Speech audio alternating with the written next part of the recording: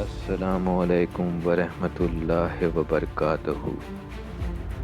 عزیزوں، آج پھر آپ کے ڈیمانڈ پر لے کر آئے ہیں ایک بے حد جانباز اور پرہیزگار اور طاقتور سپاہی کی، جس نے آگے جا کر اپنی ایک سلطنت کھڑی کی اور ایک سلطان بنا۔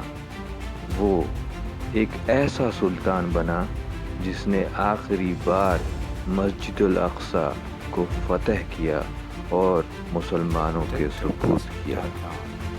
جی ہاں، آپ تو سمجھ ہی گئے ہوں گے کہ ہم بات کر رہے ہیں اس سلطان کی جس نے صرف 12,000 سپاہیوں کے ساتھ یورپ کے 12 دیشوں سے 4 لاکھ سے زیادہ سپاہیوں سے حطین کی لڑائی کی، جس نے 63,000 لوگوں کی جان گئی۔ جی ہاں، ہم بات کر رہے ہیں عراق میں پیدا ہونے والے شخص کی جس نے بیت المقدس کو فتح کیا۔ اس شیر کا نام تھا سلطان صلاح الدین ایوبی، جن کا پورا نام صلاح الدین یوسف ابن ایوب الملک الناصر الدین یوسف، جن کا پیدائش 1137 عیسوی میں ہوئی۔ تکرت میسوپوٹامیہ، جو کہ آج کا عراق ہے، میں ہوئی تھی۔ انہوں نے ایک سپاہی سے ایک سلطان تک کا سفر طے کیا اپنے حوصلوں اور اللہ کی رحمت سے۔ وہ سلطان بنے ایجپٹ کے، پھر سیریا، یمن اور پھر فتح کیا فلسطین کو، جہاں وہ ٹکرائے 12 یورپین دیشوں سے اور ان کے راج سیناؤں اور راجاؤں سے، اور ماشاء اللہ صرف 12,000 کی سینا سے اتنی بڑی فوج کو پھاڑ کر چیرتے ہوئے فتح کا جھنڈا بیت المقدس پر اپنے ہاتھوں سے پھہرایا۔ ماشاء اللہ 2 اکتوبر 1187، ماشاء اللہ انہوں نے ہی ایوبی ونش کی سنستھاپنا کی اور آدھی دنیا پر راج کیا۔ فرینک کے ہاتھ میں 88 سالوں تک بیت المقدس کرسچین ہاتھوں میں تھی، جسے ہمیشہ صلاح الدین مسلمان ہاتھوں میں دیکھنا چاہتے تھے۔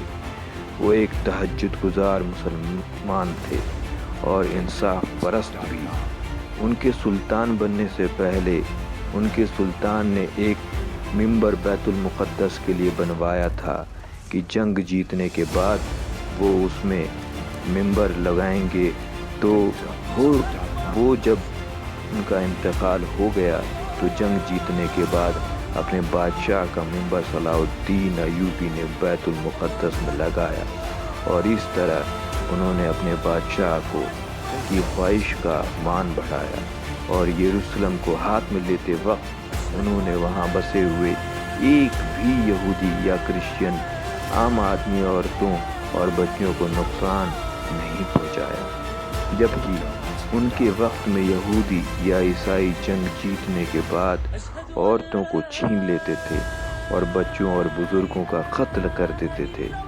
صلاح الدین ایوبی کے اتنے اخلاق مند برتاؤ کو یہودیوں اور عیسائیوں نے بہت پسند کیا، ماشاءاللہ، اور ان کی کتابوں میں اس بات کا ذکر ہمیشہ کیا جاتا ہے۔ ماشاءاللہ آج ہمارے پاس بیت المقدس نہیں ہے۔ فلسطین کا ذکر فیفا میں ہوا، UN میں ہوا، پر کوئی منظر ایسا نہیں لگتا کہ فلسطین کے مسلمانوں پر ہو رہے ظلم و ستم کو کم کر پائیں۔